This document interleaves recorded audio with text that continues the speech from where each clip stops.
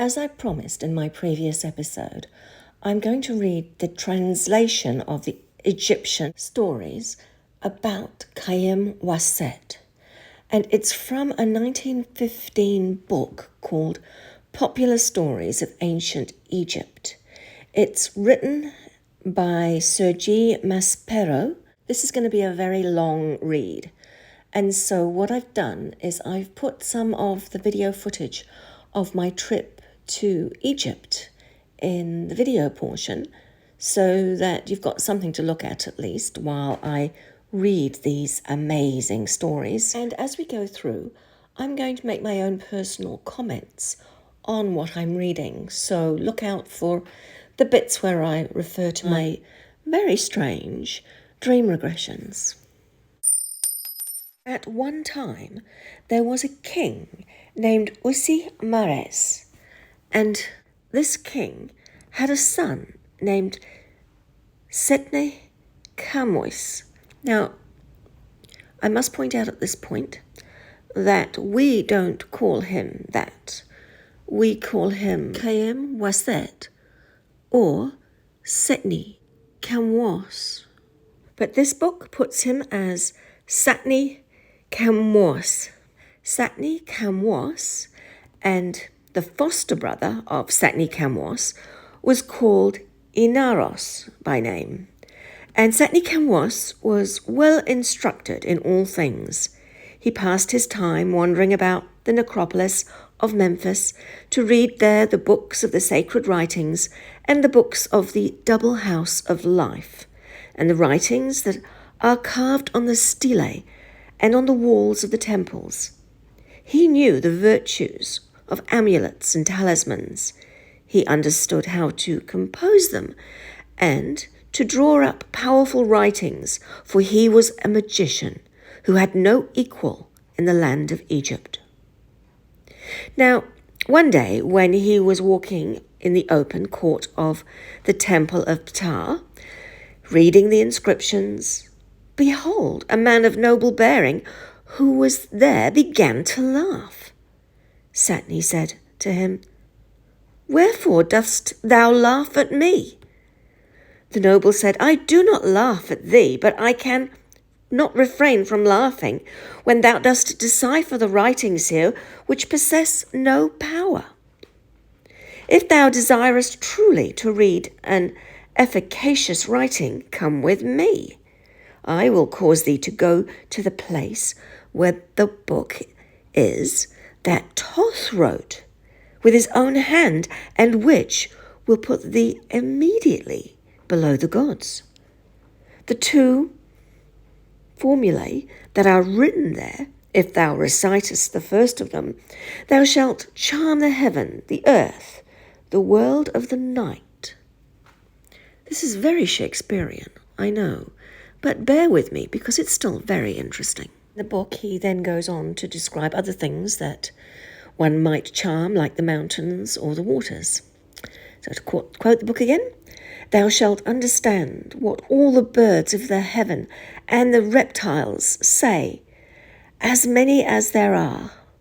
Thou shalt behold the fish, for a divine power will bring them to the surface of the water.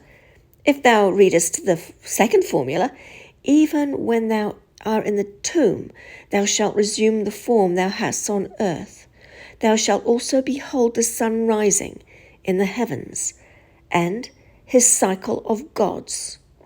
Also the moon in the form that she has when she appears."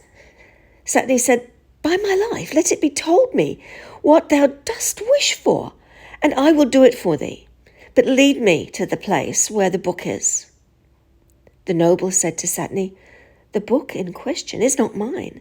It is in the midst of the necropolis, in the tomb of Neno-Ferkaptepta, son of the king Meren-Nephthys." So here is an interesting one. Every now and again I see the name Meren in these Egyptian texts, and you'll know from my other episodes what that name means. And if you don't, go check out my other episodes. The book continues. Beware indeed of taking this book from him, for he will make thee bring it back. A forked stick and a staff in thy hand, a lighted brazier on thy head. From the hour when the noble spoke to Setne, he knew no longer in what part of the world he was. He went before the king, and he said before the king all the words that the noble had said to him. The king said to him, What dost thou desire? Gosh, this sounds like an episode of Lucifer. He said to the king, Permit me to go down into the tomb of Neno-Phakapta, son of the king Meron-Nephsis. I will take Inaros, my foster brother, with me, and I shall bring back that book. He went to the necropolis of Memphis with Inaros, his foster brother. He spent 3 days and 3 nights searching amongst the tombs in which are the necropolis of Memphis, reading the stelae of the double house of life, reciting the inscriptions they bore. And on the 3rd day, he recognized the place where Neno-Phakapta was laid. When they had recognized the place where Neno-Phakapta was laid, Setne recited a writing over him. A gap opened in the ground, and Setne went down to the place where the book was. Now, this is very interesting. It's an open sesame type situation. And this is exactly the sort of thing I have seen in my dream regressions. But hey, we'll keep going with this story.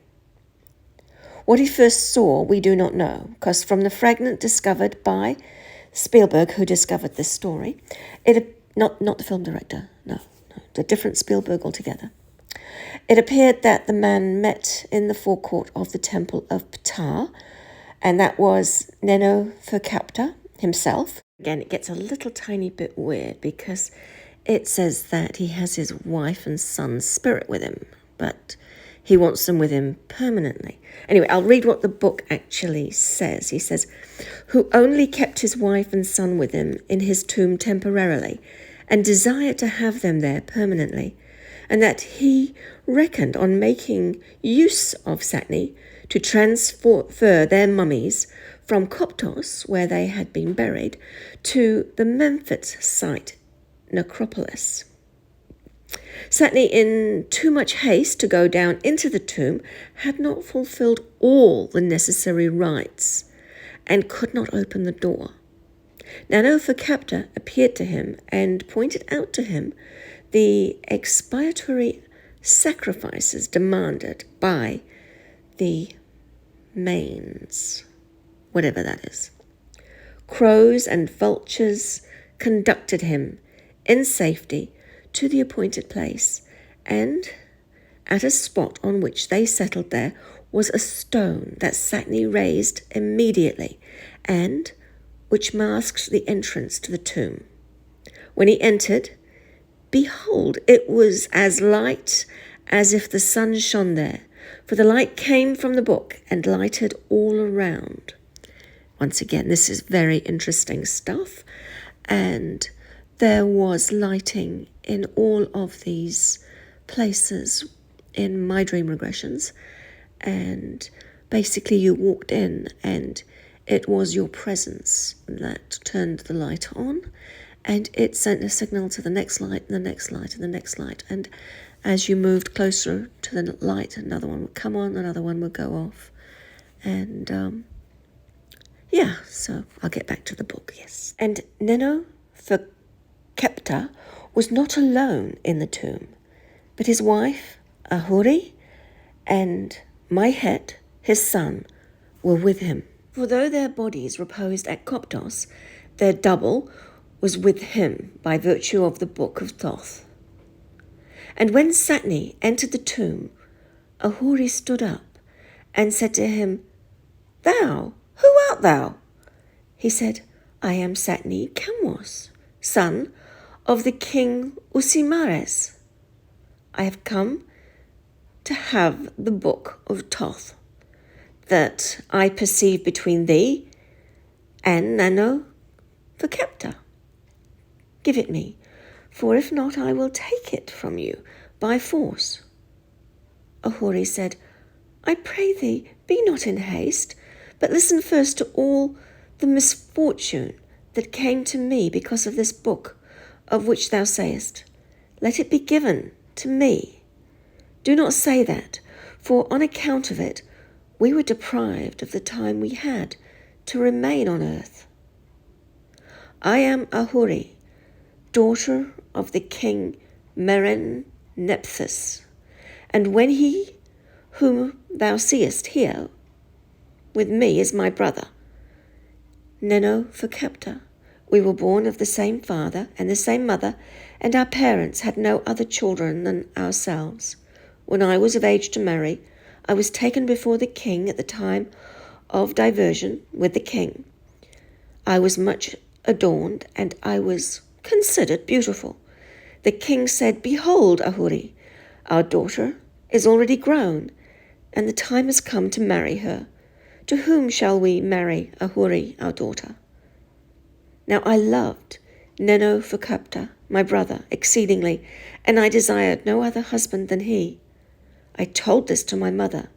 She went to find the king and said to him, Ahuri, our daughter, loves Neno for Kepta, her eldest brother. Let us marry them, one to the other, according to our custom. When the king had heard all the words that the mother had said, he said, Thou hast but 2 children, and wouldst thou marry them to one another? Would it not be better to marry Ahuri to the son of a general of the infantry, and Neno for Kepta to the daughter of another general of infantry? She said, Dost thou wrangle with me? Even if I have no children after these 2 children, it is not the law to marry them one to the other. I shall marry Neno for Kepta to the daughter of a commander of troops, and Ahuri to the son of another commander of troops, and may this turn be good for our family. As this was the time to make festival before Pharaoh, behold, one came to fetch me. One led me to the festival. I was very troubled, and I had no longer the manner of the previous day. Now Pharaoh said to me, Is it not thou who didst send me those foolish words, marry me to Neno for Kepta, my eldest brother? I said to him, Well, let me be married to the son of a general of infantry, and let Neno for Kepta be married to the daughter of another general of infantry, and may this turn be good for our family. I laughed. Pharaoh laughed. Pharaoh said to the major domo of the royal house, Let Ahuri be taken to the house of Neno for Kepta this very night. Let all manner of fine presents be taken with her. They took me as spouse to the house of Neno for Kepta, and Pharaoh commanded that a great dowry of gold and silver should be taken with me, and all the servants of the royal house presented them to me. Neno for Kepta spent a happy day with me. I bet he did. He recited all the servants of the royal house. He slept with me that very night, and he found me a virgin. Well, he didn't actually go out and get her a virgin and take her back for her. What that word means in sort of oldie, worldy English is that he found that she was in fact a virgin. I'll get back to the book there. And he knew me again and again. This is Egyptian erotica, you must understand this. For each of us loved each other. And when the time of my monthly purification was come, I don't need to tell you what that means, do I? No, I'm sure I don't. Lo, I had no purification to make. Ooh, she's pregnant. One went to announce it to Pharaoh, and his heart rejoiced greatly thereat. And he had all manner of precious things of the property of the royal house taken, and he had very, very beautiful gifts of gold, of silver, of fine linen brought to me. And when the time came that I should be delivered, I brought forth this little child who is before thee. The name of Malhet was given to him, and it was inscribed on the register of the double house of life.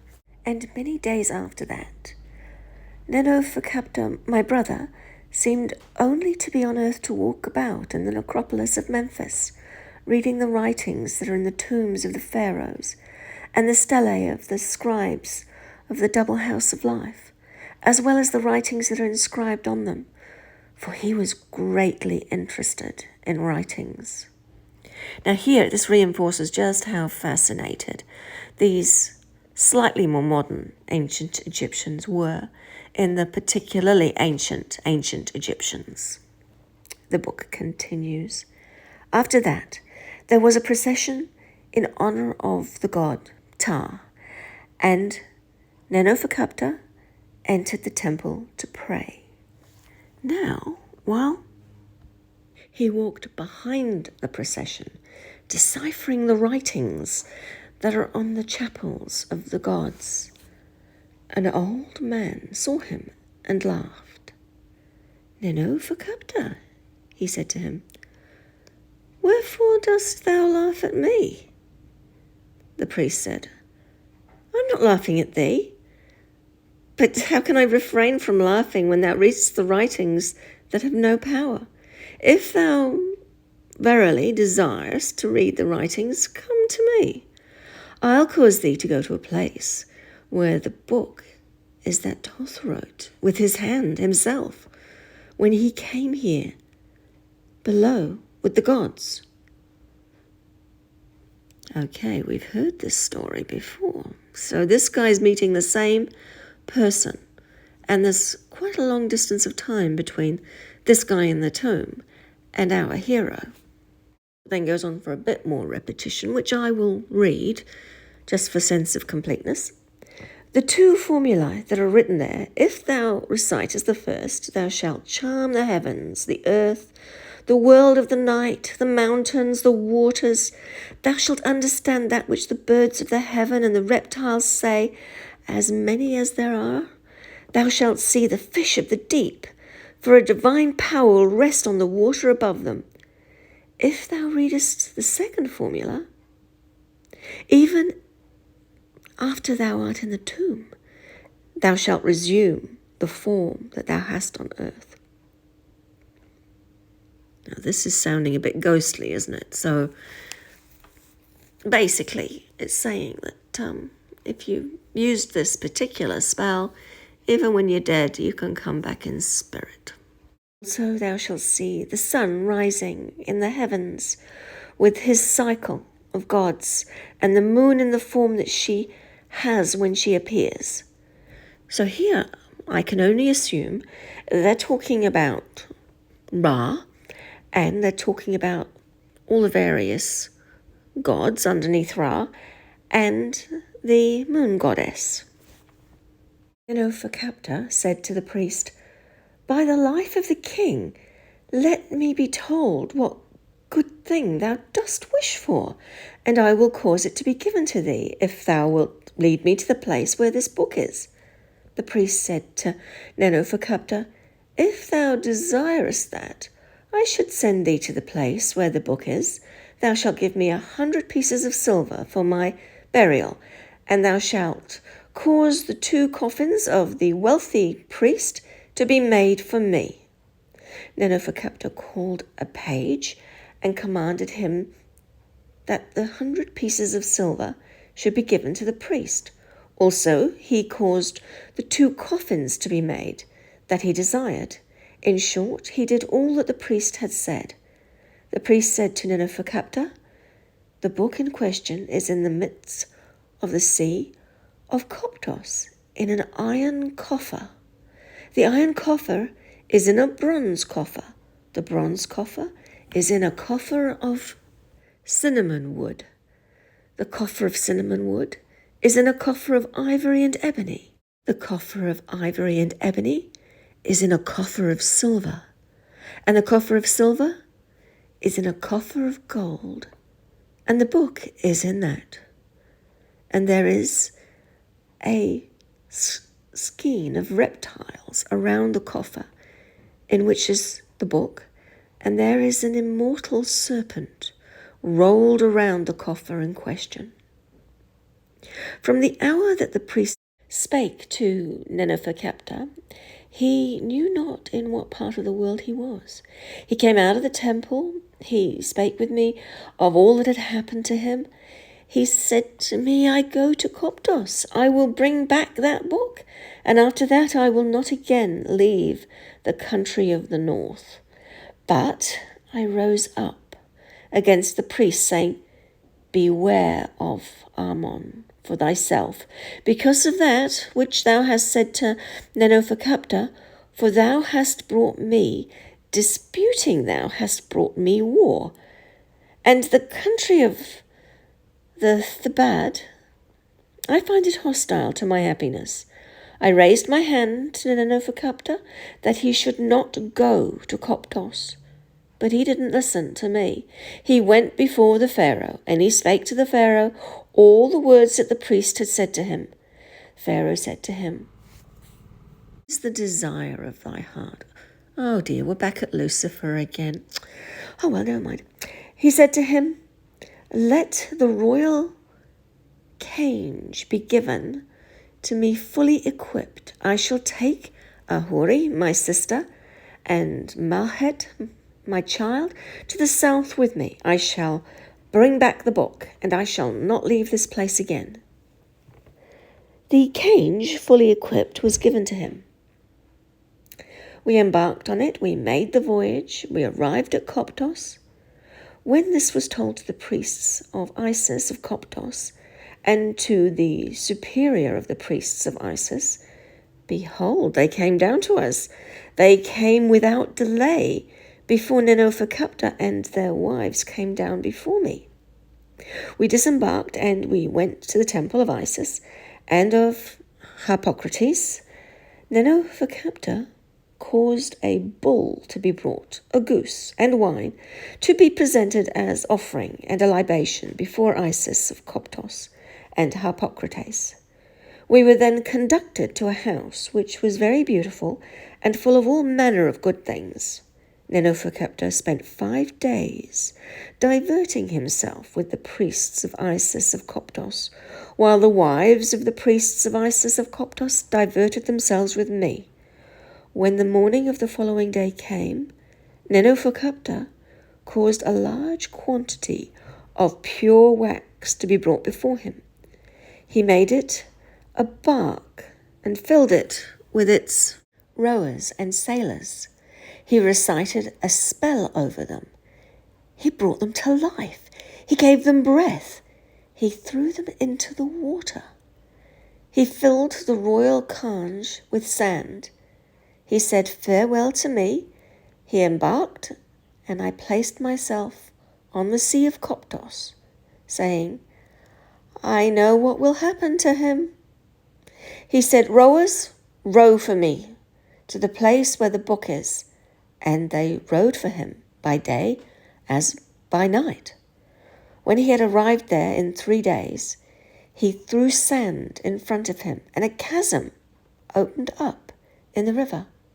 When he'd found a skein of serpents, of scorpions, and of all manner of reptiles around the coffer where the book was, and when he had beheld an eternal serpent around the coffer itself, he recited a spell over the skein of serpents, scorpions, and reptiles who were around the coffer, and it rendered them motionless.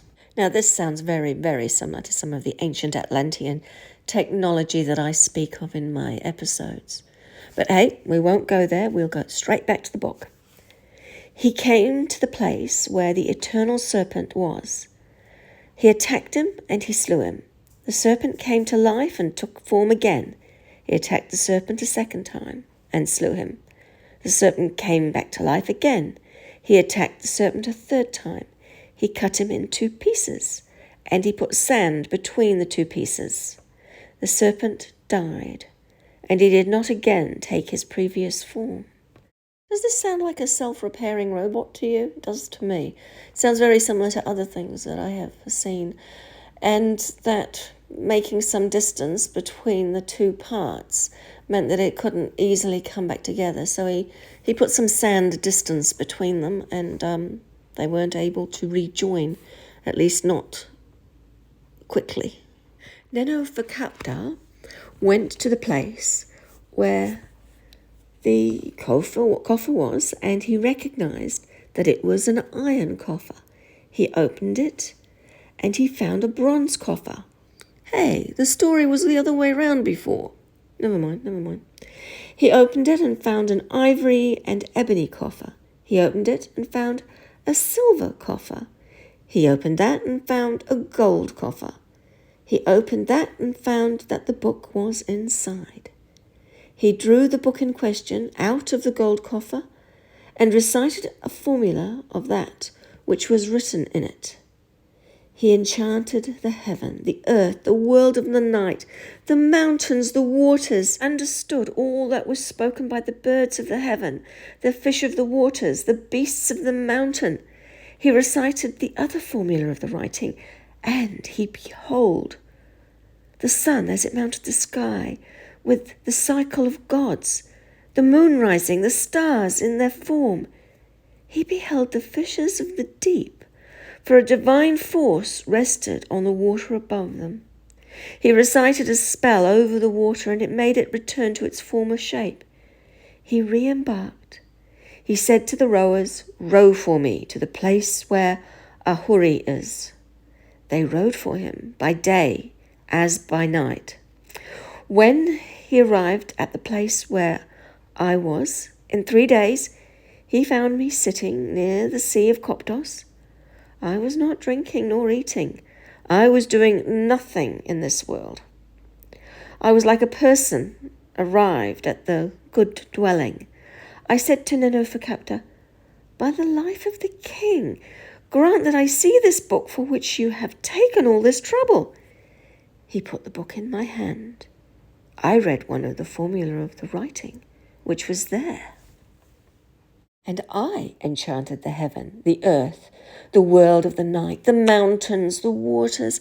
I understood all that was spoken by the birds of the heavens, the fish of the deep, and the quadrupeds. I recited the other formula of the writing, and I beheld the sun which appeared in the heavens with the cycle of gods. I beheld the moon rising and all the stars of the heaven in their form. I beheld the fish of the water, for there was a divine force which rested on the water above them. As I could not write, I said so to Nenofakapta, my eldest brother, who was an accomplished scribe and a very learned man. He caused a piece of virgin papyrus to be brought, and he wrote therein all words that were in the book. He soaked it in beer, and he dissolved the whole thing in water. When he saw that it had dissolved, he drank it, and he knew all that was in the writing. We returned to Koptos the same day, and we made merry before Isis of Koptos and Hippocrates. We embarked, and we set off. We reached the north of Koptos, the distance of a skein. Now, behold, Toth had learnt all that had happened to Nenofakapta with regard to this book, and Toth did not delay to plead before Ra, saying, "Know that my right and my law are with Nenofakapta, son of the king of Merenempethus. He has penetrated into my abode, and he's pillaged it. He's taken my coffer with my book of incantations. He's also slain my guardian, who watched over the coffer." One said to him, "He is..." That's Ra we're talking about here. "He is thine. He is all his, all of them." One sent down a divine force from the heaven. Nenofakapta shall not arrive safe and sound at Memphis, he and whoever is with him. At the same hour, Mahit, the young child, came out from under the awning of the cage of the Pharaoh, and he fell in the river. And while he praised Ra, all who were on board uttered a cry. Nenofakapta came out from below the cabin and recited a spell over the child and brought him up again, for there was a divine force which rested on the water above him. He recited a spell over him. He made him tell all that had happened to him, and the accusation that Thoth had brought before Ra. Looking at time frames, if Thoth is still alive at this point, then that is very interesting because it's a very long time ago. And because, of course, Thoth sort of committed suicide. He just stopped eating, stopped doing anything, and he basically just let himself die. Wouldn't take any of the things that he was supposed to take. And this is all because his wife had drowned and he just didn't want to keep going. So he, after she was dead, he wrote all the books that he had to write. He got them all out and he hid them all. And then he decided that that was it for him, and he was off back to the world of the Duat. But hey, look, this means that at this stage, Thoth was still writing and hiding books. So, yeah, interesting.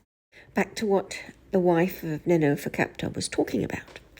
We returned to Koptos with him. We had him carried to the good dwelling. We waited to see that care was taken of him. We had him embalmed as beseemed a great one. We laid him in his coffin in the cemetery of Koptos. Nenofakapta, my brother, said, "Let us go. Do not let us delay to return to the king. The king has heard what has happened to us, and his heart is troubled on this account." We embarked, we parted. We were not long in arriving at the north of Koptos, the distance of a skein, at the place where the little child, my head, had tumbled into the river. I came out from below the awning of the cage of the Pharaoh, and I fell into the river. And while I praised Ra, all who were on board uttered a cry. So this is another bit of repetition. So what happened to the kid, then exactly the same thing happened to her. And when they say, I praised Ra, it would be like us calling out, please help me, God, that sort of thing. And it was told to Nenofakapta, and he came out from below the awning of the cage of the Pharaoh, He recited a spell over me and brought me up again, for there was a divine force which rested on the water above me. He took me out of the river, he read the spell over me, and he made me tell all that had happened to me, and the accusation that Thoth had brought before Ra. He returned to Koptos with me. He had me carried to the good dwelling. He waited to see that care was taken of me. He had me embalmed as beseemed a very great personage, and he had me laid in the tomb where my head, the little child, already laid. He embarked, he set out. He was not long in arriving at the north of Koptos, the distance of a skein, at the place where we had fallen into the river. He communed with his heart, saying, would it not be better to go to Koptos and take up my abode with them? If, on the contrary, I return at once to Memphis, and the Pharaoh questions me on the subject of his children, what could I say to him? Could I say thus to him, I took thy children with me to the nome of Thebes? I have killed them, and I still live. I returned to Memphis still living. He caused a piece of royal fine linen that belonged to him to be brought. He made it of a magic band, and he tied the book with it. He put it on his breast and fixed it there firmly. Nenofakapta came out from below the awning of the Kanj of the Pharaoh, and he fell into the water. And while he praised Ra, all who were aboard uttered a cry, saying, Oh, what great mourning, what lamentable mourning! Is he not gone, the excellent scribe, the learned man who had no equal? The Kanj of Pharaoh went on its way before anyone in the world knew what place Nenofakapta was. When it arrived at Memphis, one informed Pharaoh, and Pharaoh down in front of the cage. He was wearing a mourning cloak, and all of the garrison of Memphis wore mourning cloaks, as well as the priests of Ptah, the high priest of Ptah, and all the people who surrounded Pharaoh. And lo, they beheld Nenofakapta, who was fixed onto the rudder oars of the conch of Pharaoh by his knowledge as an excellent scribe. They raised him, they saw the book on his breast, and Pharaoh said, "Let the book that is on his breast be taken away." The courtiers of Pharaoh, as well as the priests of Ptah and the high priest of Ptah, said before the king, "Oh, our great lord, may he have the duration of Ra? He is an excellent scribe and a very learned man, this Nenofakapta." Pharaoh had him placed in the good dwelling for the space of 16 days, clothed with stuff for the space of 35 days, laid out for the space of 70 days, and then he was laid in his tomb amongst the dwellings of repose. I have told thee all the sorrows that came to us on account of this book of which thou sayest, "Let it be given me." Thou hast no right to it, for on account of it the times we had to remain on the earth was taken from us. Setne said, "Ahuri, give me that book that I see between thee and Nenofakapta. If not, I will take it from thee by force." Nenofakapta raised himself on the bed and said, "Art thou not Setne, to whom that woman has told all these misfortunes that thou hast not yet experienced? Art thou capable of obtaining this book by the power of an excellent scribe, or by thy skill in playing against me? Let us two play for it." Setne agreed. Then they brought the board before them with its dogs, and they two played. Nenofakapta won a game from Setne, and he recited his magic over him. He placed over him the playing board which was before him, and he caused him to sink into the ground up to his legs. He did the same with the second game. He won from Setne, and he caused him to sink into the ground up to the waist. He did the same with the third game, and he caused Setne to sink into the ground up to his ears. After that, Setne attacked Nenofakapta with his hand. Setne called Inaros, his foster brother, saying, "Do not delay, go up to the earth, tell all that has happened to me before Pharaoh. Bring me the talisman of my father Ptah, as well as my books of magic." He went up without delay, up onto the ground, and he recounted before Pharaoh all that had happened to Setne. And Pharaoh said, "Take him the talisman of his fathers, as well as his books of incantations." Inaros went down without delay into the tomb. He placed the talismans on the body of Setne, and he at once rose to the earth. Setne stretched out his hand towards the book and seized it. And when Setne came up out of the tomb, the light went before him, and darkness came behind him. Ahuri wept after him, saying, "Glory to thee, O darkness! Glory to thee, O light! All of it is departed, all that was in our tomb." Nenofakapta said to Ahuri, "Do not afflict thyself. I shall make him bring back this book in due time." A forked stick in his hand, a lighted brazier on his head. Setne went up out of the tomb, and he closed it behind him, as it was before.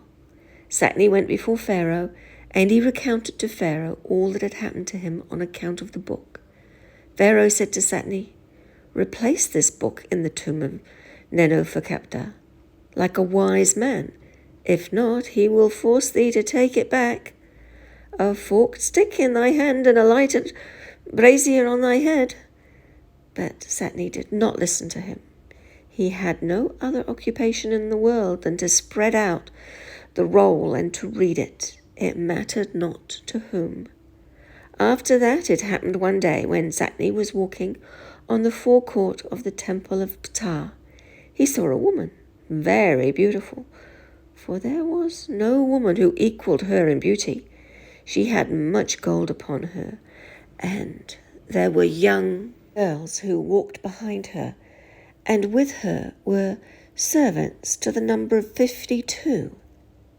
From the hour that Setne beheld her, he no longer knew that part of the world in which he was. Setne called his page, saying, "Do not delay, go to the place where that woman is and learn who she is." The young page made no delay in going to the place where the woman was. He addressed the maidservant who walked behind her, and he questioned her, saying, "What person is that?" She said to him, "She is Tabui, daughter of the prophet of Bastet, lady of Ankh-Tau, who now goes to make her prayer before Ptah, the great god." When the young man had returned to Setne, he recounted all the words that she said to him without exception. Setne said to the young man, "Go and say thus to the maid-servant, Setne Khamwas, son of the Pharaoh Si-Osire, is the one who sends me, saying, I will give thee 10 pieces of gold that thou mayest pass an hour with me. If there is necessity to have recourse to violence, he will do it, and he will take thee to a hidden place where no one in the world will find thee." Oh, this does not sound very nice at all. So basically it's a case of, if you tell your mistress to meet with me, then you'll get some gold. And if you don't, he'll do some violence. That's really horrible, really horrible. When the young man had returned to the place where Tabui had addressed the maidservant and spake with her, but she exclaimed against his words as though it were an insult to speak them. "Yeah, so would I. Damn right." Tabui said to the young man, "Cease to speak to that wretched girl. Come and speak to me." The young man approached the place where Tabui was. He said to her, "I will give thee 10 pieces of gold if thou wilt pass an hour with Setne Khamwas, the son of the Pharaoh Si-Osire. If there is necessity to have recourse to violence, he will do so, and he will take thee to a hidden place where no one in the world will find thee." Tabui said, "Go, say to Setne, I am a herodical. I am no mean person. If thou dost desire to have thy pleasure of me, thou shalt come to Bubastis, to my house. All will be ready there, and thou shalt have thy pleasure of me, and no one in the world shall know it, and I shall not have acted like a woman of the street." When the page had returned to Setne, he repeated to him all the words that she had said without exception, and he said, "Lo, I am satisfied." But all who were there with Setne began to curse. Obviously, they realize what a complete a-hole the guy is. And yes, I am talking about our hero. So, anyway, Setne caused a boat to be fetched. He embarked, and he delayed not to arrive at Bubastis. By the way, I've been to Bubastis. It's terribly, terribly ruined, but beautiful, very beautiful. Anyway, we went to the west of the town until he came to a house that was very high. It had a wall around it. It had a garden on the north side. There was a flight of steps in front of it. Setne inquired, saying, "Whose is this house?" They said to him, "It is the house of Tabui." Setne entered the grounds, and he marvelled at the pavilion situated in the garden.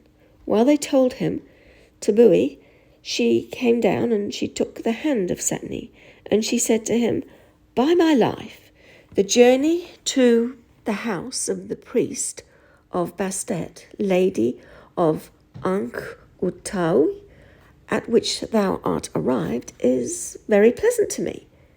Come up with me." Setne went up the stairway of the house with Tabui.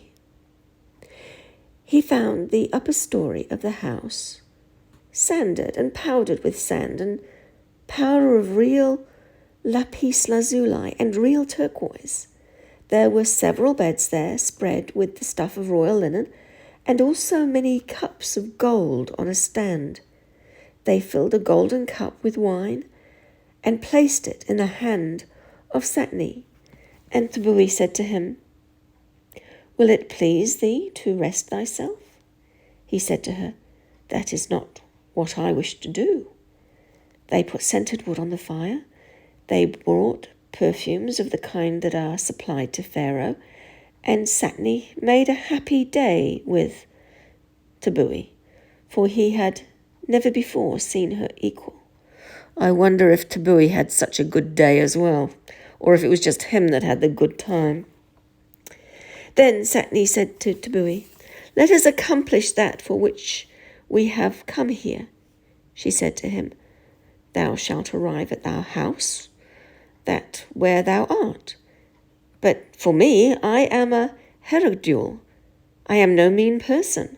If thou desirest to have thy pleasure of me, thou shalt make me a contract of sustenance and a contract of money on all things and on all the goods that are thine." He said to her, "Let the scribe of the school be brought." He was brought immediately, and Setne caused to be made in favour of Tabui a contract for maintenance, and he made for her in writing a dowry of all his things, all the good things that were his. An hour passed. One came to say this to Setne, "Thy children are below." He said, "Let them be brought up." Tabui arose, and she put on a robe of fine linen, and Setne beheld all her limbs through it, and his desire increased yet more than before. Setne said to Tabui, "Let us accomplish now that for which I came." She said to him, "Thou shalt arrive at my house, that where thou art. But for me, I am a Herodule. I am no mean person. If thou desirest to have thy pleasure of me, thou wilt cause thy children to subscribe to my writing, that they may not seek a quarrel with my children on the subject of thy possessions." Setne had his children fetched, and then made them subscribe to the writing. Setne said to the Tabui, "Let me now accomplish that for which I came." And she said to him, well, this is more repetition, sorry about that. "Thou shalt arrive at thy house that where thou art. But for me, I am a Heracule. I am no mean person. If thou dost desire to have thy pleasure of me, thou shalt cause thy children to be slain, so that they may not seek quarrel with my children on account of thy possessions." Setne said, "Let the crime be committed on them of which the desire has entered thy heart." She caused the children of Setne to be slain. No, don't worry yet, don't worry. This isn't actually what happens, so don't start panicking. This hasn't happened. I'll come to that in a minute. She caused the children of Setne to be slain before him. She had them thrown out below the window to the dogs and cats, and they ate their flesh, and he heard them while he was drinking with Tabui. Setne said to Tabui, "Let us accomplish that for which we have come here, for all that thou hast said before me has been done for thee." She said to him, "Come into this chamber." Setne entered the chamber. He lay down on a bed of ivory and ebony, in order that his love might be rewarded, and Tabui lay down by his side. He stretched out his hand to touch her. She opened her mouth widely and uttered a loud cry. When Setne came to himself, he was in a place of a furnace without any clothing on his back. After an hour, Setne perceived a very big man standing on a platform with quite a number of attendants beneath his feet, for he had the semblance of a pharaoh. Setne was about to raise himself, but he could not arise for shame, for he had no clothing on his back. Now, what the hell? This guy is not ashamed of having his children killed, even though they weren't actually killed. But he doesn't know that at this point. But he's not ashamed of that. No, he's ashamed of not having any clothes on. It really makes you angry, doesn't it? Anyway, the Pharaoh said to Setne, "What is the state in which you are?" He said, "Is it Nenofakapta who has done this to me?" The Pharaoh said, "Go to Memphis. Thy children, thy children, they wish for thee. Lo, they are standing before Pharaoh." Setne spake before the Pharaoh, "My great lord the king, mayest thou have the duration of Ra? How can I arrive at Memphis if I have no raiment in the world on my back?" This Pharaoh called a page who was standing near him and commanded him to give a garment to Setne. This Pharaoh said, "Setne, go to Memphis. Thy children, behold, they live. Behold, they are standing before the king." Setne went to Memphis. He embraced his children with joy, because they were in life. Pharaoh said, "It is not drunkenness that has caused thee to do all that." Setne related all that had happened to him with Tebui and Nenofakapta. Pharaoh said, "Setne, I have before come to thine aid, saying, I will slay thee if thou do not return the book to the place where thou didst take it for thyself. But thou hast not listened to me, not to this hour. Now take the book back to Nenofakapta, a forked staff in thy hand and a lighted brazier on thy head." Setne went out before Pharaoh, a fork and a staff in his hand, and a lighted brazier on his head, and he descended into the tomb where Nenofakapta was. Ahuri said to him, "Setne, is it Ptah, the great god, who brings thee here safe and sound?" Nenofakapta laughed, saying, "This is what I said to thee before." Setne began to talk with Nenofakapta, and he perceived that while they talked, the sun was altogether in the tomb. Ahuri and Nenofakapta talked much with Setne. Setne said, "Nenofakapta, it is not something humiliating thou asketh." Nenofakapta said, "Thou knowest this by knowledge, that Ahuri and Mahet, her children, are at Koptos, and also in this tomb by the art of a skillful scribe. Let it be commanded to thee to take the trouble to go to Koptos and bring them hither." Setne went up out of the tomb. He went before Pharaoh and related before Pharaoh that all that Nenofakapta had said to him. Pharaoh said, "Setne, go to Koptos and bring back Ahuri and Mahet to her child." He said before Pharaoh, "Let the Kanj of Pharaoh and its crew be given me." The Kanj of Pharaoh and his crew were given to him. He embarked. He started. He did not delay to arrive to Koptos. One told the priest of Isis of Koptos and the high priest of Isis, behold, they came down to him. They came down to the bank. He disembarked. He went to the temple of Isis of Koptos and Harpocrates. He caused a bull, a goose, and some wine to be brought. He made a burnt offering and a libation before Isis of Koptos and Harpocrates. He went to the cemetery of Koptos, and the priests of Isis and the high priest of Isis, they spent 3 days and 3 nights searching among the tombs that are in the necropolis of Koptos, moving the stelae of the scribes of the double house of life, deciphering the inscriptions on them. They did not find the chambers where Ahuri and Mahet, her child, reposed. Nenofakapta knew that they did not find the chambers where Ahuri and Mahet, her child reposed, he manifested himself under the form of an old man, a priest very advanced in years. He presented himself before Setne. Setne saw him. Setne said, "Thou seemest to be a man advanced in years. Dost thou know the house where Ahuri and Mahet her child repose?"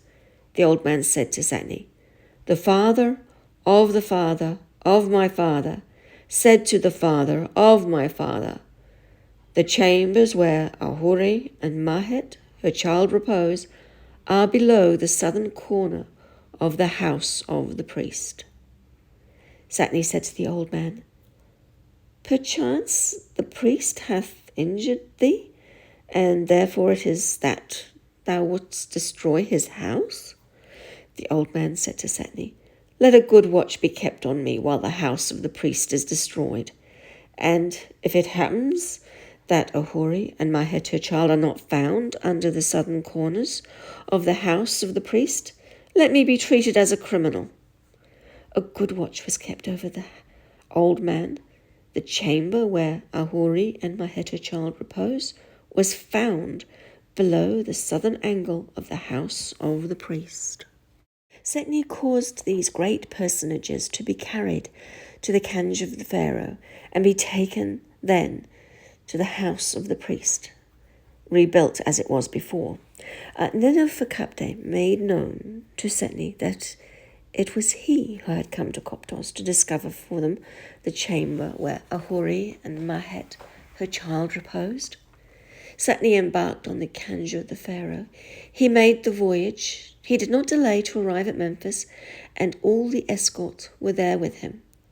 One told Pharaoh, and Pharaoh came down before the kanj of Pharaoh. He caused the great personages to be carried to the tomb where Nenofakapte was, and he had the upper chamber all sealed as before. This complete writing wherein is related the history of Setne Khamwas and Nenofakapte, also of Ahuri, his wife, and Mahet, his son. It has been written by the scribe Zahapto, the year 35, in the month of Taibi. So that's the end of the first story. And, it doesn't really put our hero in a particularly good light.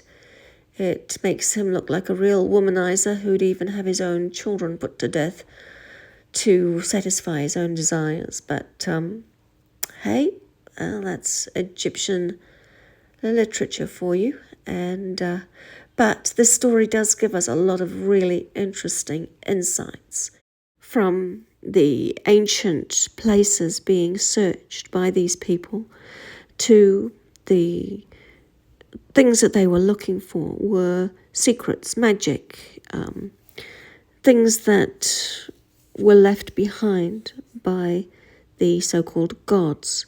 And this is very interesting from the perspective of things that I speak about my more normal episodes on my channel. So there's quite a bit in there. There's also the speaking to animals. There's the being able to essentially see the gods once you've actually done the incantation. So there's quite a lot in there, but there's still lots more to come. There's still 2 more stories to come. Story 2.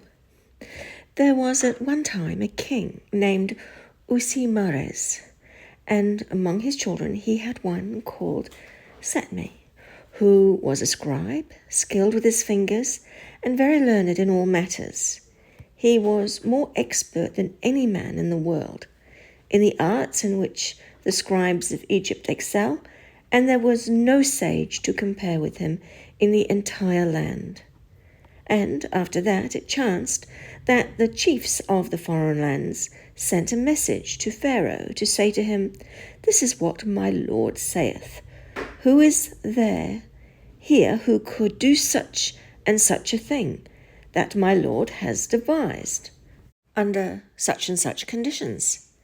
If he does it, as it should be done, I will proclaim the inferiority of my country to Egypt. But if it happens that there is no good scribe nor learned man in Egypt who can do it, I will proclaim the inferiority of my country to Egypt.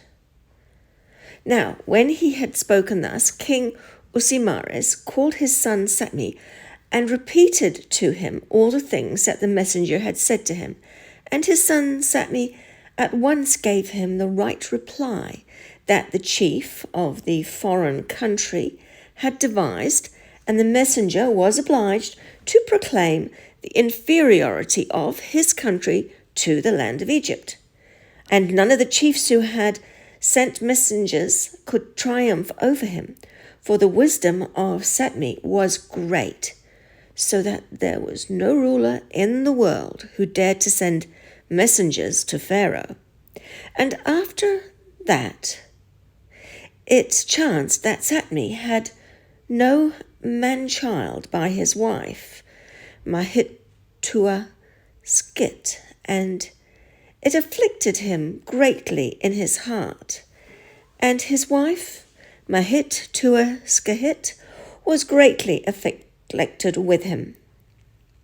Now, one day when he was more sad than usual, his wife went to the temple of Imuthes, son of Ptah, and she prayed before him, saying, Turn thy face towards me, my lord, Imuthes, son of Ptah. It is thou who dost work miracles, and who art beneficent in all thy deeds. It is thou who givest a son to her who has none. Listen to my lamentation and give me conception of a man-child. In those days, men-child were really, really important. Anyway, Mahittuah Skit, the wife of Setne, slept in the temple, and she dreamed a dream that same night. One spake with her, saying, Art thou not Mahittuah Skit, the wife of Setne, who dost sleep in the temple to receive a remedy for thy sterility from the hands of the god? When tomorrow morning comes, go to the bathroom of Setne, thy husband, and thou wilt find a root of colocasia that is growing there. The colocasia that thou meetest with thou shalt gather with its leaves, and thou shalt make of it a remedy that thou shalt give to thy husband. Then thou shalt lie by his side, and thou shalt conceive by him the same night. When Mahittuah Skit awoke from her dream, having seen these things, she did everything according to that which had been told her in her dream. Then she lay by the side of Setne, her husband, and she was conceived by him. When the time came, she had the signs of a pregnant woman, and Setne announced it to Pharaoh, for his heart rejoiced greatly thereat. He bound an amulet upon her and recited a spell over her. Now Setne slept one night and dreamt a dream. One spoke to him, saying, Mahittuah Skit, thy wife, who has conceived by thee, the infant that she shall bear shall be called Si-Osire, and many will be the wonders that he will perform in the land of Egypt. When Setne awoke from his dream, having seen these things, his heart rejoiced greatly. When the months of pregnancy were fulfilled, when the time for the birth was come, Mahittuah Skit brought into the world a man-child. They told this to Setne, and he called the child Si-Osire, according to that which was told him in his dream. He was put to the breast of Mahittuah Skit, his mother, as soon as she was delivered of the remains of her pregnancy, and he was fed by her. And it came to pass, when the little child Si-Osire was 1 year old, one would have said, He is 2 years.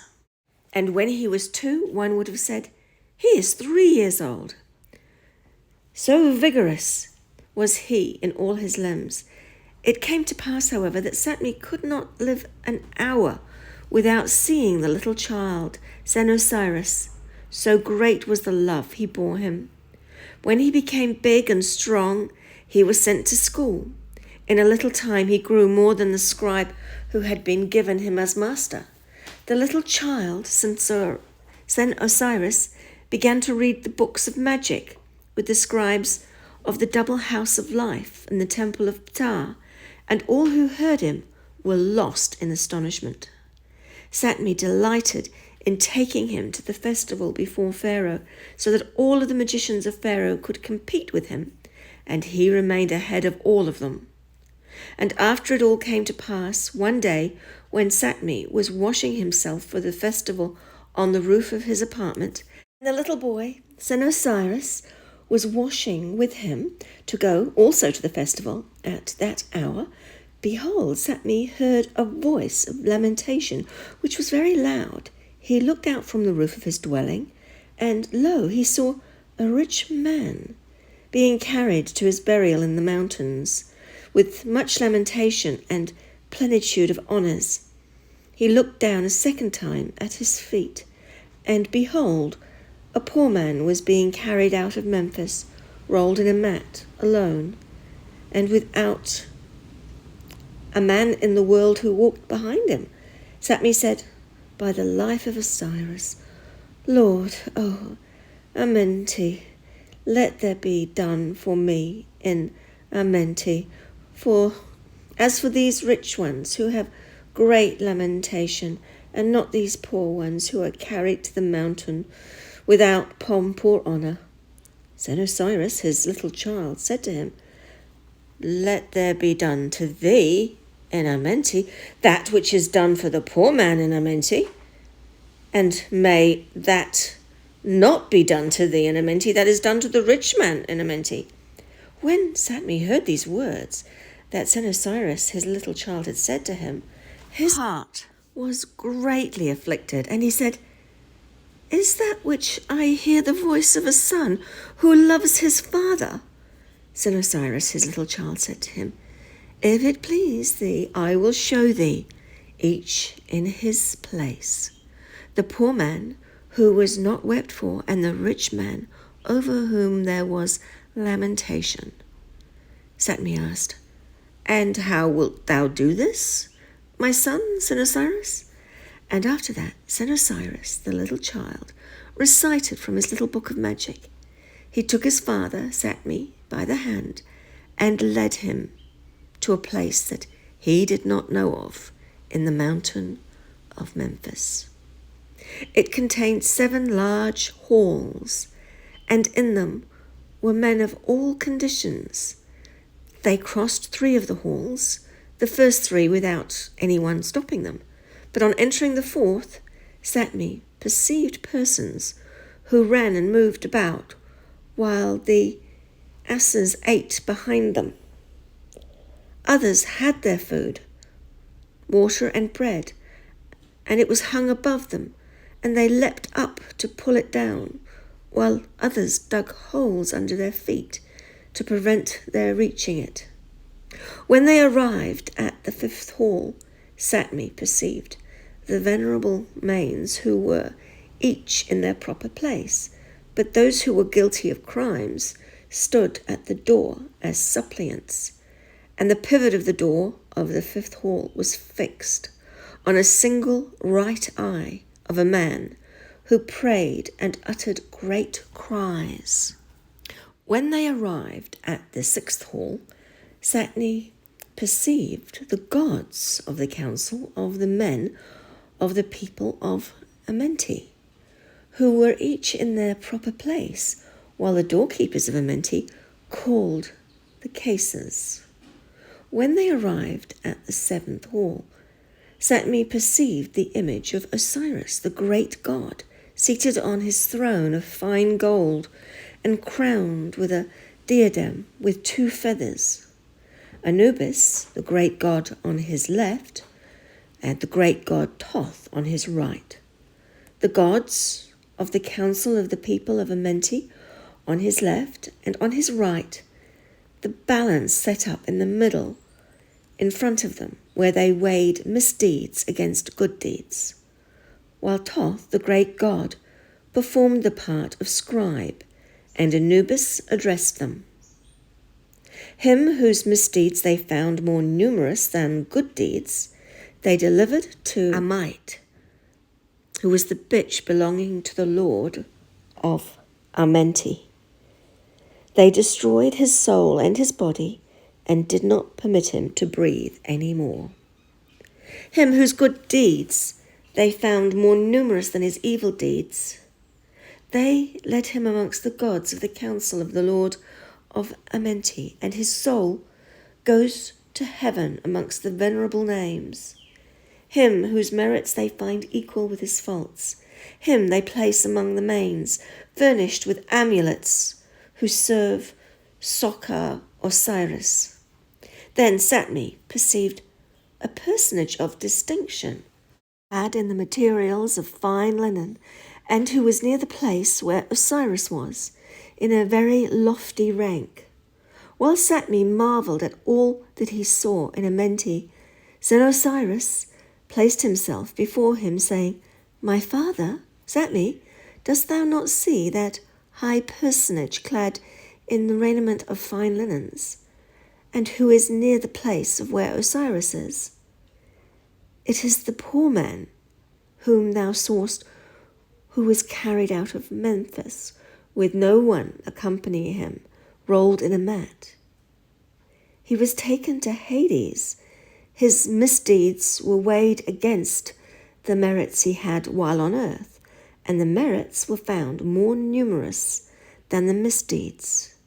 As there was no total of happiness while he was on earth sufficient to correspond with the length of his life inscribed to his account by Thoth, an order was given on the part of Osiris to transfer the funerary outfit of the rich man thou sawest carried out of Memphis, the one that was carried with many honours compared to this poor man. Beside placing him among the venerable mains, safe of Osiris, near the place where Osiris is, that rich man thou sawest was taken to Hades. His misdeeds were weighed against his merits. The misdeeds were found more numerous than his merits that he had on earth, and command was given that he should be punished in Amenti. And he it is whom thou sawest, the pivot of the door of Amenti planted on his right eye, and revolving on that eye, whether it be closed or open, while his mouth utters loud cries. By the life of Osiris, the great god, lord of Amenti, if I said to thee on earth, may it be done to thee as to that poor man, but may it not be done to thee as to that rich man. It is because I knew what was about to happen to him. Setne said, My son Osiris, many are the marvels that I have seen in Amenti. Now, therefore, cause me to know who are those persons who run and move about while the asses eat behind them. Also about those who have their food, bread and water, hung above them, and who leap in order to pull it down, while others dig holes at their feet to prevent them reaching it. So Osiris replied, Verily I say to thee, my father, those men that thou sawest, who run and move about while asses eat behind them, are the figure of the men of this world who are under the curse of God, who work night and day for their food. But because their wives steal what is theirs from behind them, they have no bread to eat. When they appear in Amenti, it is found that their misdeeds are more numerous than their merits, and they find that what happened to them on earth happens to them again in Amenti, with them also as with those thou sawest their food, water, and bread hung above them, and they leapt to draw them down, while others dug holes at their feet to prevent them from reaching it. These are the figure of the people of this world, who have their food before them, but the god digs out holes before them to prevent them finding it. When they appear in Amenti, lo, that which happened to them on earth happens to them again in Amenti. For having received their soul in Amenti, they find, if it please thee, my Father, that he who does good on earth, good is done to them in Amenti. But he who does evil, evil is done to him. They have been established forever, and these things have thou seest in Hades of Memphis will never change. And they are produced in the 42 nomes where the gods of the council of Osiris are. When Si-Osire had finished these words that he spake before his father, he went up to the mountain of Memphis, holding his father embraced, and his hand in his hand. Setne asked him, saying, My son, Si-Osire, is the place where one descends different to that by which we came up? Si-Osire did not reply to Setne any word in the world, and Setne marvelled at the discourse he had made, saying, He will be capable of becoming one of the actual manes and a servant of the god, and I shall go to Hades with him, saying, This is my son. Setne repeated a formula of the book to exorcise the manes, and he remained in the greatest amazement in the world because of the things he had seen in Amenti. But they weighed greatly on his heart, because he could not reveal them to any man in the world. When the little boy, Si-Osire, was 12 years old, there was no scribe or magician in Memphis who equaled him in reading the books of magic. After that, it happened one day that Pharaoh Usimares was seated in the court of audience of the place of Pharaoh at Memphis, while the assembly of the princes, the military chieftains of the chief ones of Egypt, were standing before him, each one according to his rank at court. One came to say to his majesty, This is the speech made by a plaque of Ethiopia. To wit, he brings a sealed letter on him. As soon as this had been told to Pharaoh, they brought the man into the court. He saluted, saying, Who is there here who can read the letter I bring for Egypt? To Pharaoh, without breaking the seal, by reading the writing that is within it, without opening it. If it chances that there is no good scribes, nor learned man in Egypt who can read it without opening it, I shall report the inferiority of Egypt to my country. Pharaoh and his princes heard these words. They no longer knew the part of the world where they were, and they said, By the life of Ptah, the great God, it is in the power of a good scribe or magician, skilled in reading the writings of which he sees the tenor, to read a letter without opening it. Pharaoh said, Let Setne Khamwas, my son, be called. They hastened. He was brought immediately. He bowed himself to the earth. He adored Pharaoh. Then he raised himself up and stood, blessing and acclaiming Pharaoh. Pharaoh said to him, My son, Setne, hast thou heard the words that this plaque, the Ethiopian, has spoken before me, saying, Is there a good scribe or a learned man in Egypt who can read the letter which is in my hand without breaking the seal, and who knows that which is written in it without opening it? The instant that Setne heard these words, he no longer knew the part of the world in which he was. He said, My great lord, Who is there who would be capable of reading a letter without opening it? Now, however, let me be given 10 days' respite to let me see what I can do to prevent the inferiority of Egypt being reported to the country. Those eaters of gum, the country where people eat gum. Oh, I don't get that, but never mind.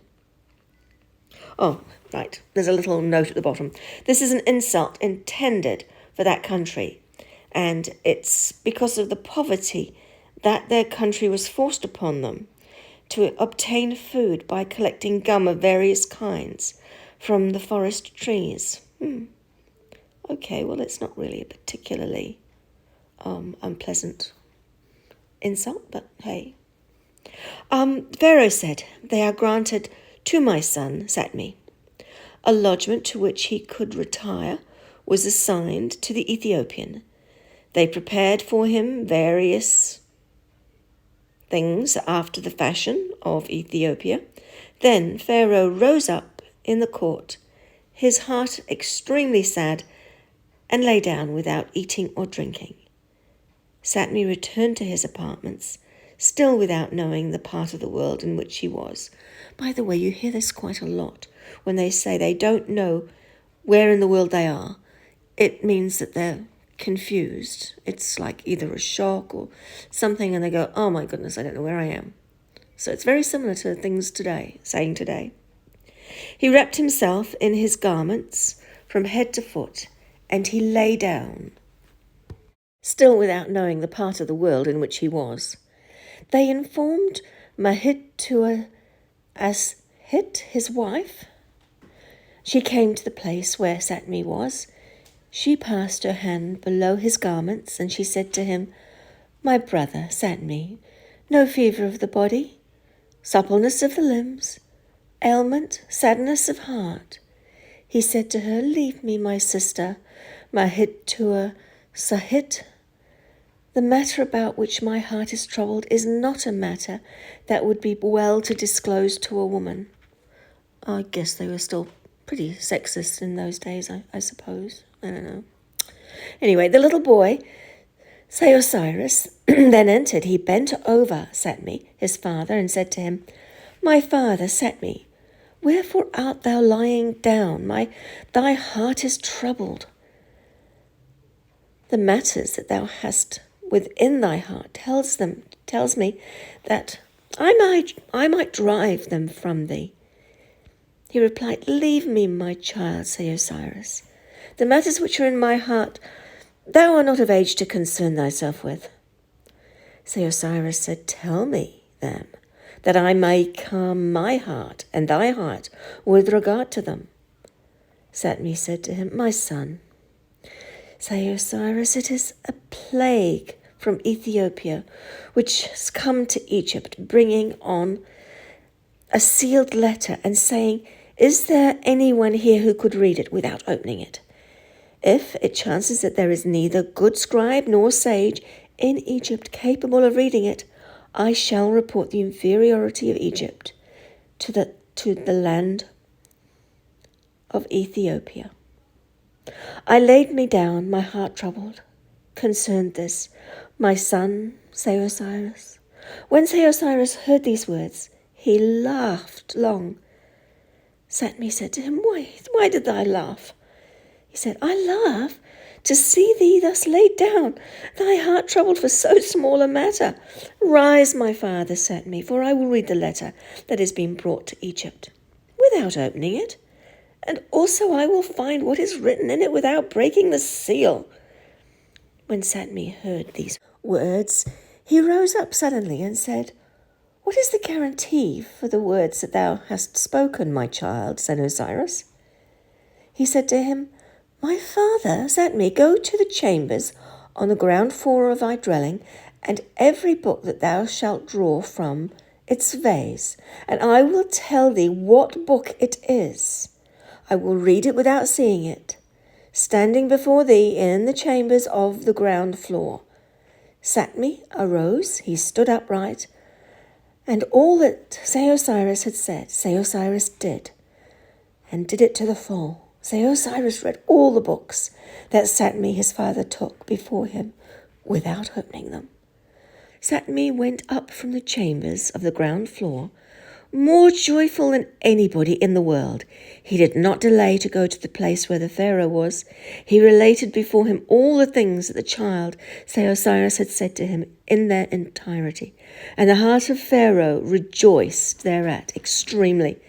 Pharaoh arose to make festival in his time with Setne, and he caused Se-Osire to be brought to the feast before them. They drank, they passed a happy day. When the next morning arrived, Pharaoh went out into the court of the audience in the midst of his nobles. Pharaoh sent to fetch the plague of Ethiopia. And he was fetched into the court with the sealed letter on his body. He stood upright in the midst of the court. The child, Se-Osire, also came into the middle. He stood by the side of the plague, the Ethiopian. He spoke against him, saying, Malediction, Ethiopian, foe against whom Ammon thy God is provoked. Thou it is who art come up to Egypt, the pleasant fruit garden of Osiris, the seat of Ra-Hamakais, the beautiful horizon of the Agath-Udamon, saying, I shall report the inferiority of Egypt to the land of Ethiopia. The enmity of Ammon, thy God, fall upon thee. The words that I shall make pass before thee, and which are written on this letter, say nothing that is false of them before Pharaoh, thy sovereign. As soon as the plague of Ethiopia saw the little boy, Se-Osire, standing in the court, he touched the earth with his head, and he spoke, saying, All the words that thou shalt speak, I will say nothing of them that is false. Beginning of the tales told by Se-Osire, speaking them in the middle of the court before Pharaoh and before his nobles, the people of Egypt listened to his voice, while he read the writing on the letter of the plague of Ethiopia, who stood upright in the middle of the court, to wit. So this is what he was reading. It happened one day, in the time of Pharaoh Menakapre Siamanu. He was a beneficent king of the entire land. Egypt abounded in all good things in his time, and his gifts and his works were many in the great temples of Egypt. It happened one day that while the king of the land of Ethiopia was taking his siesta in the pleasure kiosk of Ammon, he heard the voice of 3 plagues of Ethiopia, who talked in the house behind him. One of them spoke aloud, saying, among other things, If it pleased Ammon to protect me from harm, so that the king of Egypt could not injure me, I would cast my spells over Egypt, so that I would cause the people of Egypt to pass 3 days and 3 nights without seeing the light after the darkness. The second said, among other things, If it pleased Ammon to protect me from harm so that the king of Egypt could not injure me, I would cast my spells over Egypt so that I could cause the Pharaoh of Egypt to be transported to the land of Ethiopia. Then give him a beating with a curbash, 500 strokes in public before the king, and finally bring him back to Egypt within 6 hours of time, no more. The third said, Among other things, if it pleased Ammon to protect me from harm, so that the king of Egypt could not injure me, I would cast my spells over Egypt, so that I should prevent the fields from producing for 3 years. And when the king of Ethiopia heard the words and the voice of these 3, he had them brought before him, and he said to them, Which of you had said, I will cast my spells over Egypt, and I will not allow the Egyptians to see the light of day for 3 days and 3 nights? They said, It is Horus, the son of Tritrit.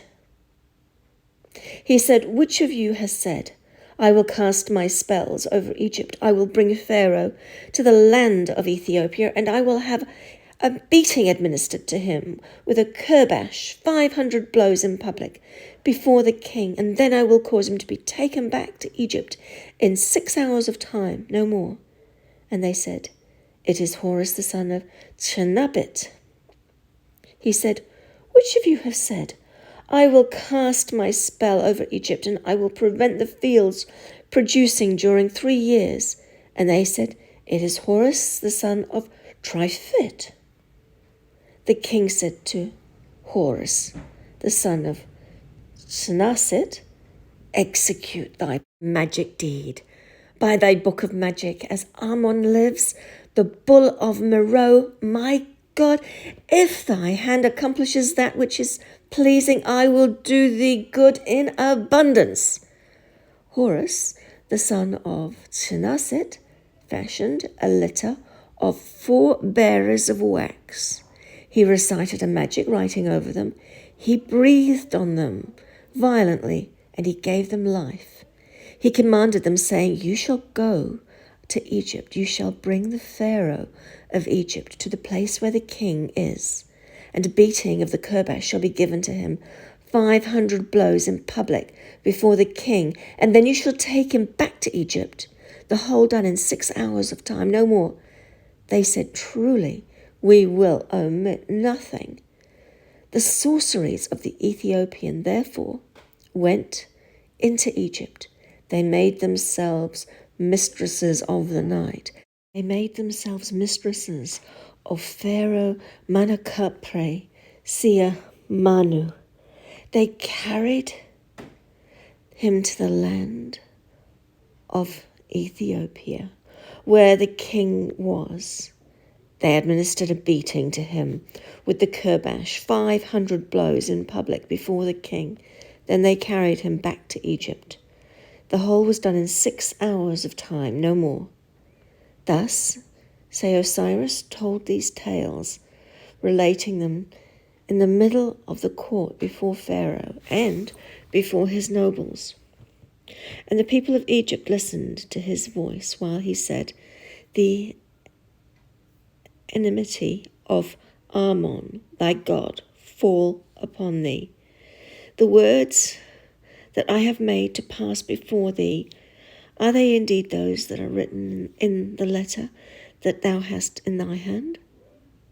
And the Ethiopian said, Continue to read, for all the words are true, so many as they are.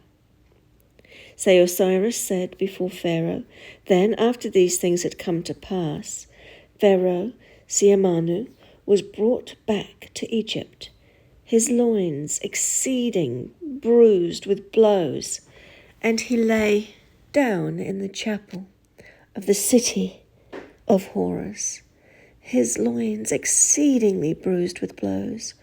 When the next morning arrived, Pharaoh said to his courtiers, What happened in Egypt that I should be made to leave it? Ashamed of their thoughts, the courtiers said to themselves, Perhaps the mind of Pharaoh is darkened. Then they said, Thou art whole, Pharaoh, our great lord, and Isis, the great goddess, will calm thy afflictions. But what is the meaning of the words that thou hast spoke to us, Pharaoh, our great lord?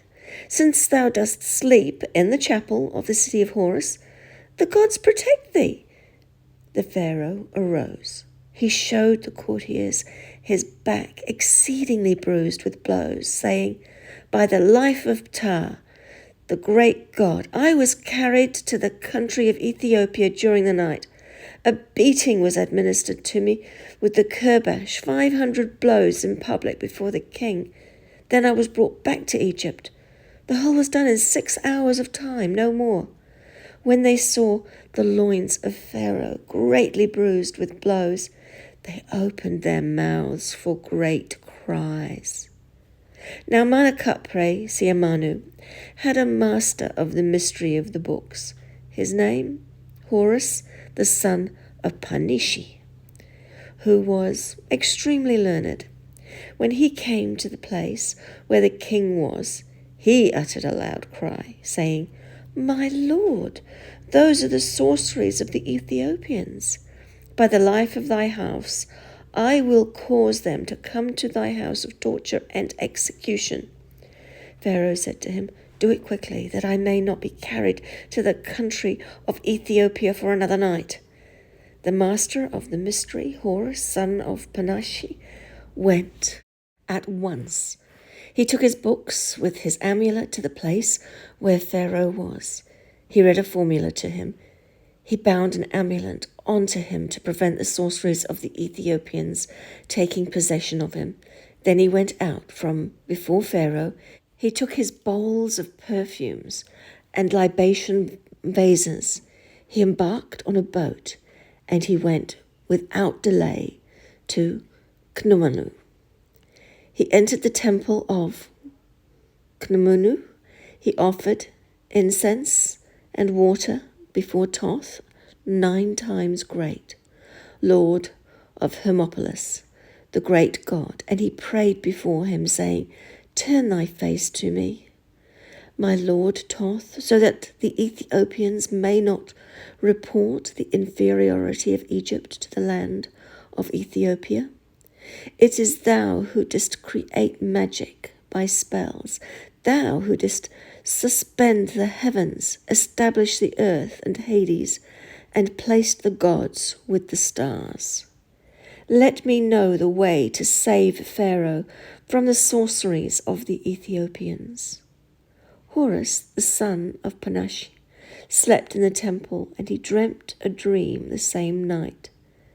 The figure of the great god Thoth spoke, saying, Art thou not Horus, son of Panashi, the master of the mystery of Pharaoh Menakepre Siamanu? Then on the morrow, in the morning, go into the hall of the books of the temple of Khnumnu. Thou wilt there discover a naos, closed and sealed.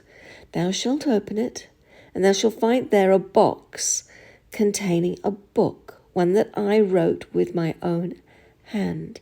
Take it out. Take a copy of it. Then put it back in its place, for it is the same book of magic that protects me against the wicked, and it is that which shall protect Pharaoh. It is that which shall save him from the sorceries of Ethiopia.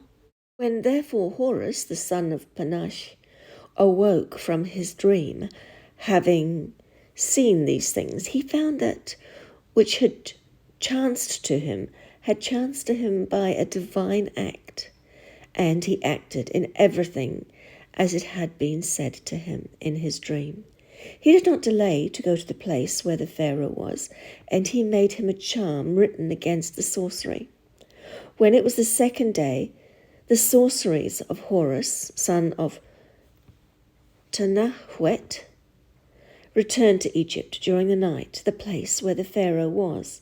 Then they went back to the place where the king was in the same hour, for they could not overmaster Pharaoh because of the charms and the sorceries that master the mystery Horus and the son of Panashi had put upon him. The next morning Pharaoh told the master of the mystery, Horus, the son of Panashi, all that he had seen during the night, and how the sorceries of the Ethiopians had gone away without being able to master him. Horus, the son of Panashi, caused a quantity of pure wax to be brought. He made of it a litter with 4 bearers. He recited a written formula over them. He breathed violently on them, and he caused them to live. He commanded them, saying, You shall go to the country of Ethiopia this night, and you shall bring the king to Egypt, to this place where Pharaoh is, and a beating with a curbash shall be given him, 500 blows in public before Pharaoh. Then you shall take him back to the land of Ethiopia, all in 6 hours of time, no more. They said, Verily, we will omit nothing. The sorceries of Horus, the son of Panashi, sped away on the clouds of heaven. They did not delay to go to the land of Ethiopia during the night. They seized the king, and they brought him to Egypt. A beating with the curbash was given him, 500 blows, in public before the king. Then they carried him back to the land of Ethiopia. The whole was done in 6 hours of time, no more. These tales then were told by Si-Osire, relating them in the middle of the court before Pharaoh and before his nobles, the people of Egypt listening to his voice, while he said, The enmity of Amun, thy God, fall on thee, wicked Ethiopian. The words that I speak, are they those that are written in thy letter? The Ethiopian said, his head bent to the ground, Continue to read, for all the words thou sayest are those that are written in this letter. Sennacherib said, Then, after these things had happened, that the king of the land of Ethiopia had been taken back in 6 hours, no more, and had been set down in his place, he lay down, and he rose next morning exceedingly bruised by the blows that had been given him in Egypt. He said to his courtiers, That which my sorcerers did to Pharaoh, the sorcerers of Pharaoh have done to me in my turn. They carried me into Egypt during the night. A beating with the curbash was given me, 500 blows before Pharaoh of Egypt, and then they brought me back to the country of Ethiopia. He turned his back to the courtiers, and they opened their mouths for great cries. The king caused Horus, son of Khaemwaset, to be fetched, and said, Beware for thyself of Amun, the bull of Meroe, my God. As it is thou who didst go to the people of Egypt, let us see how thou cannot save me from the sorceries of Horus, son of Panashi. He made some sorceries. He bound them on the king to save him from the sorceries of Horus, son of Panashi. When it was that night of the 2nd day of the sorceries of Horus of Panashi, transported themselves to the country of Ethiopia, and carried off the king to Egypt. A beating was given him with a curbash, 500 blows, in public before the Pharaoh. Then they carried him back to the country of Ethiopia. The whole was done in 6 hours of time, no more. This treatment happened to the king for 3 days, while the sorceries of the Ethiopians were not able to save the king from the hand of Horus, son of Panashi. And the king was extremely afflicted. And he caused Horus, son of Khaemwaset, to be brought, and he said to him, Sorrow to thee, enemy of Ethiopia, after having humiliated me by the hand of the Egyptians. Thou hast not been able to save me from their hands. By the life of Ammon, the bull of Meroe, my God, if it happens that thou knowest not how to save me from the magic barks of the Egyptians, I will deliver thee to an evil death, and it shall be slow for thee. He said, My lord the king, let me be sent to Egypt, that I may see that one of the Egyptians who makes the enchantments, that I may work magic against him and inflict on him the punishment I meditate against his hands. Horus, the son of Khaemwaset, was sent, therefore, on behalf of the king, and he went first to the place where his mother, Khaemwaset, was, and she said to him, What is thy purpose, my son, Horus?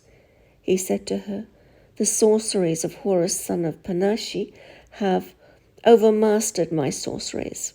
3 times they have transported the king to Egypt, to the place where Pharaoh is. A beating has been given him with the curbash, 500 blows in public before Pharaoh. Then they brought him back to the country of Ethiopia.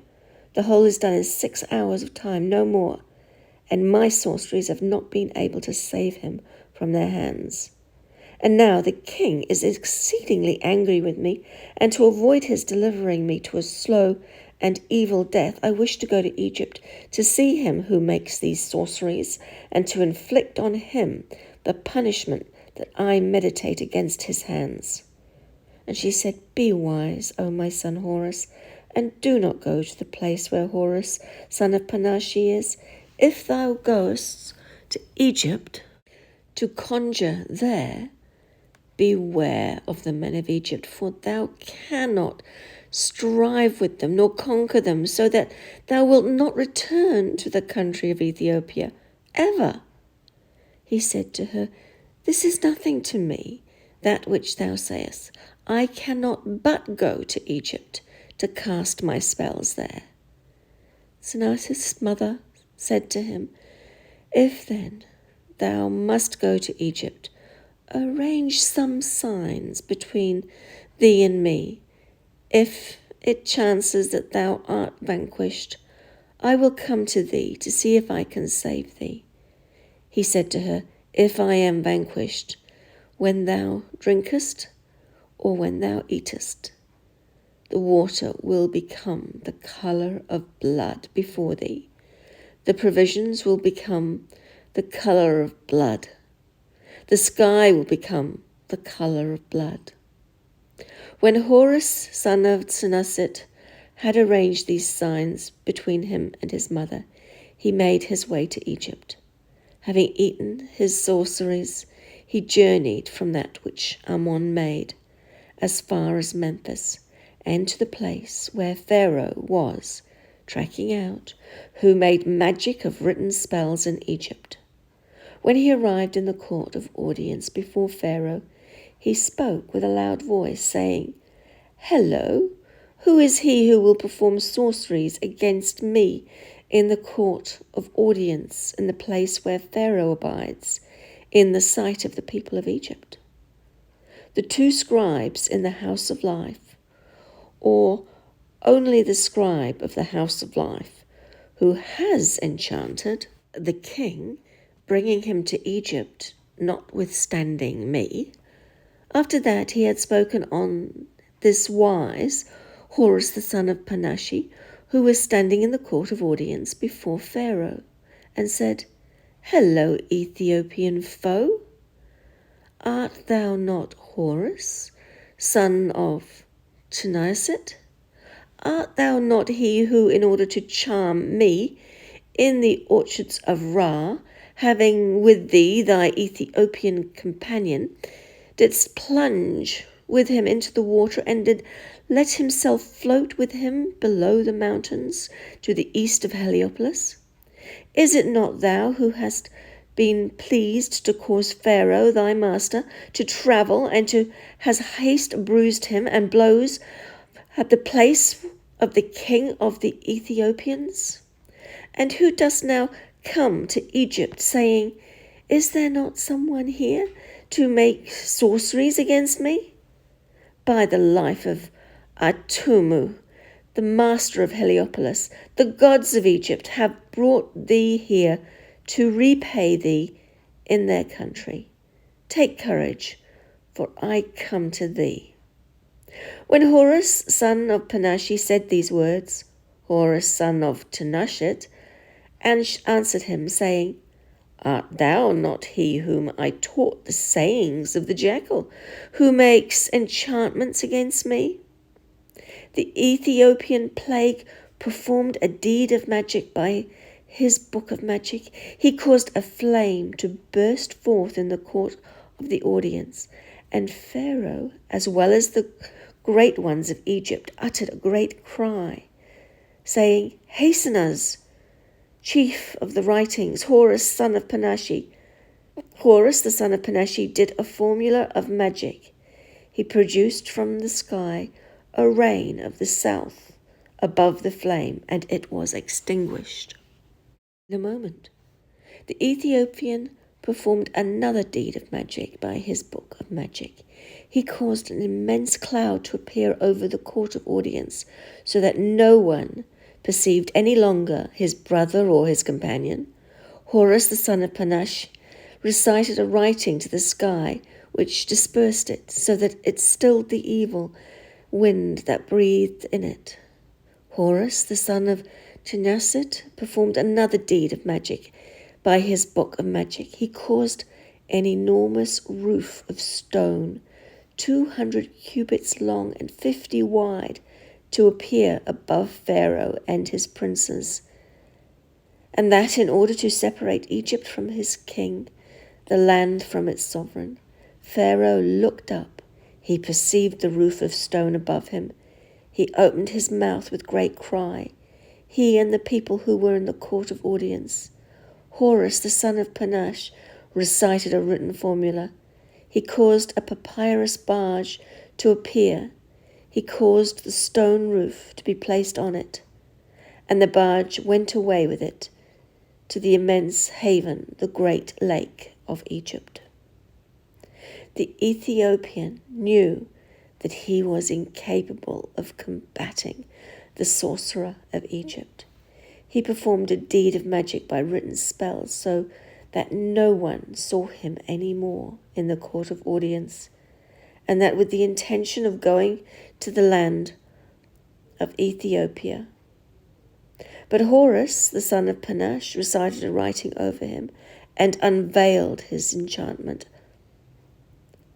He caused Pharaoh to see him as well as the people of Egypt, who were in the court of the audience, so that he appeared as a wretched gosling ready to start.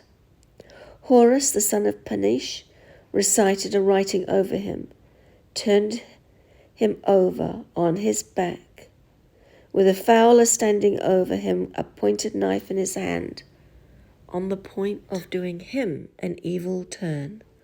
While all this was being done, the signs which Horus, the son of Si-Osire, had arranged between him and his mother occurred, all of them, before her.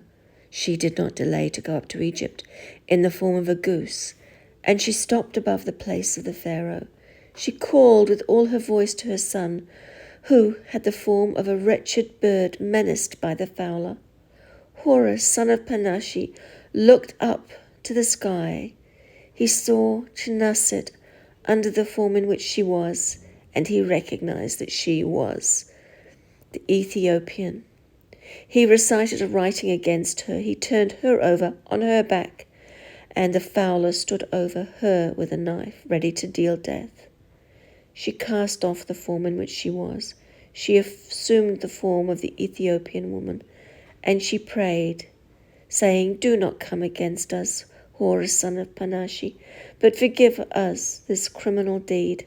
If thou wilt but give us a boat, we will never come back to Egypt again." Horus, the son of Panashi, swore by Pharaoh as well as by the gods of Egypt, to wit, "I will not stay my work of magic by written spells if you will not swear to me never to return to Egypt under any pretext." Khaemwaset raised her hand as a witness that she would not come back to Egypt for ever and ever. Horus, the son of Si-Osire, swore, saying, "I will not come back to Egypt for 1,500 years. Horus, the son of Panashi, reversed the deed of magic. He gave a boat to Horus, son of Khaemwaset, as well as to Si-Osire, his mother, and they departed to the land of the Ethiopians.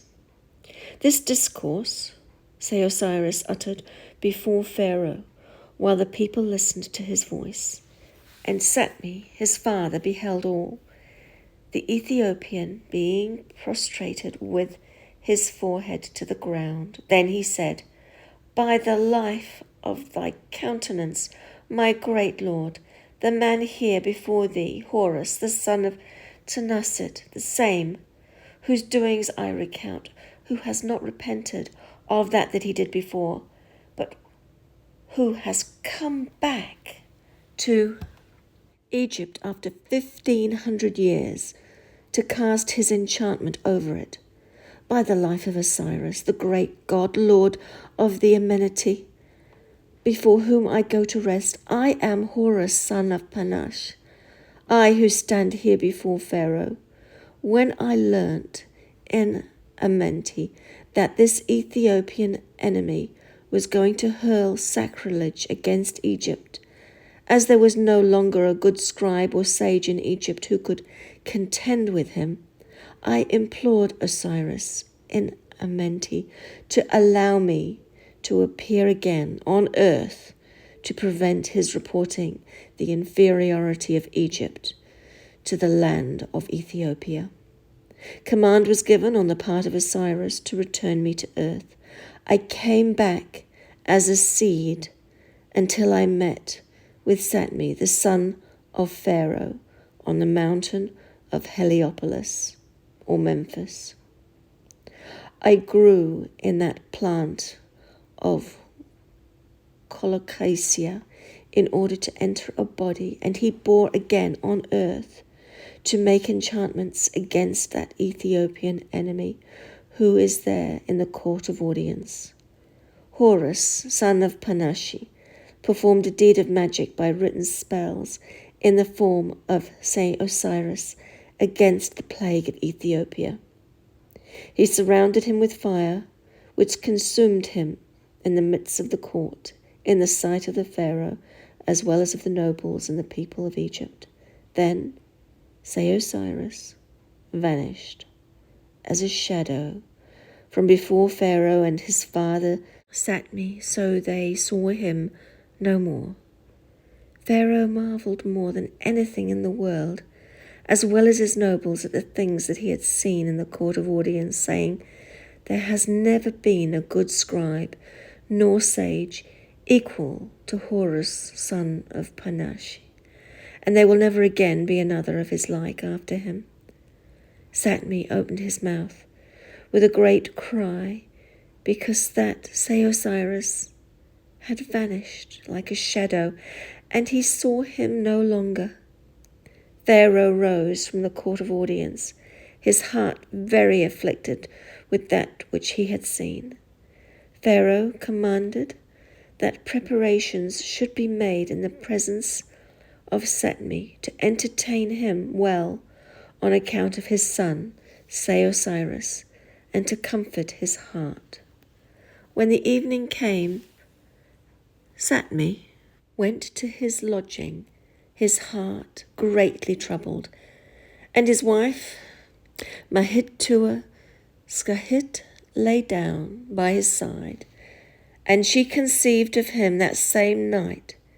She did not delay to bring into the world a man-child, who was named U-Simanto. Nevertheless, it happened that Setne never omitted to make offerings and libations before the genius of Horus, son of Panashi, at all times. Here is the end of the book. So that is the end of the second story. So there's lots in that, absolutely enormous amounts, with the various incantations and the flying platform that was collecting the pharaoh and then collecting the Ethiopian king and flying them very quickly to and fro for their beatings. It's full of what we would consider today to be technology. But this is what paints the picture for what I'm going to talk to you about in the next episode.